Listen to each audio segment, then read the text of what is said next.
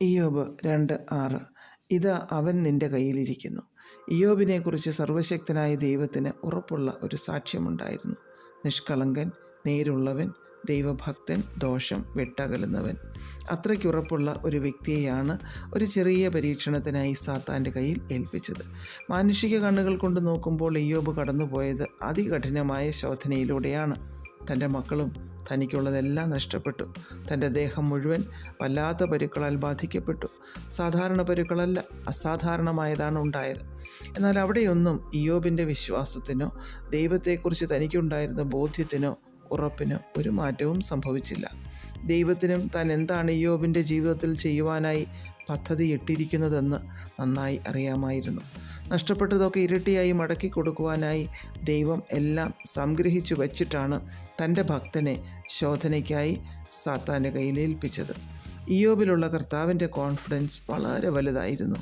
അല്പസമയത്തേക്ക് മാത്രമാണ് ദൈവം സാത്താൻ്റെ കയ്യിൽ ഇയ്യോബിനെ ഏൽപ്പിച്ചത്, അല്ലാതെ പൂർണ്ണ അധികാരം കൊടുക്കുകയായിരുന്നില്ല. നമ്മുടെ ജീവിതത്തിൽ ദൈവം കഷ്ടത അനുവദിക്കുമ്പോഴും നാം ദൈവിക സംരക്ഷണത്തിൽ ആണെന്നുള്ള കാര്യം നാം മറന്നു പോകരുത്. പിശാചിനൊരു പരിധിക്കപ്പുറം ദൈവമക്കളുടെ ജീവിതത്തെ അമ്മാനമാടുവാൻ ദൈവം അനുവദിക്കുകയില്ല.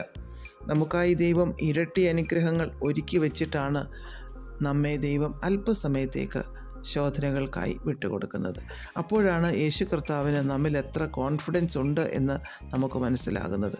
യേശു കർത്താവിൻ്റെ ക്രൂശീകരണ സമയത്ത് അല്പനേരത്തേക്ക് ദൈവം കൈവെടിഞ്ഞു എന്ന് നമുക്ക് തോന്നാം. എന്നാൽ എല്ലാ നാമത്തിലും മേലായ നാമം നൽകി എല്ലാ അധികാരങ്ങളും നൽകി ദൈവം മാനിക്കുവാനായിരുന്നു ആ അല്പസമയം മാറി നിന്നത്. പത്രോസിനെ പാറ്റിക്കളയുവാൻ പിശാച് കൽപ്പന ചോദിച്ചതാണ്. എന്നാൽ കർത്താവ് വിട്ടുകൊടുത്തില്ല. കാരണം പത്രോസിനെ നന്നായി അറിയുന്ന ദൈവത്തിന് അറിയാമായിരുന്നു വിട്ടുകൊടുക്കുന്നത് നന്നല്ല എന്ന്. 1 കൊരിന്ത്യർ 10-ാം അധ്യായത്തിൽ മനുഷ്യർക്ക് നേരിടുവാൻ കഴിയുന്നതിനപ്പുറമായതൊന്നും ദൈവം നമുക്ക് തരില്ല എന്ന് പറഞ്ഞിരിക്കുന്നു. അതുകൊണ്ട് നമ്മുടെ ജീവിതത്തിൽ ദൈവം അനുവദിക്കുന്ന സകല പ്രതികൂലങ്ങൾക്കായി നമുക്ക് ദൈവത്തിന് നന്ദി പറയുക. ഇരട്ടി അനുഗ്രഹം ദൈവം നമുക്കായി കരുതിയിരിക്കുന്നു എന്ന വിശ്വാസത്താൽ നമുക്ക് ഉറയ്ക്കാം, പ്രാർത്ഥിക്കാം. പ്രിയപിതാവേ, ഞങ്ങളെക്കുറിച്ചുള്ള അങ്ങയുടെ പദ്ധതികൾക്കായി സ്തോത്രം. യേശു ക്രിസ്തുവിൻ്റെ നാമത്തിൽ ആമേൻ. God bless us all.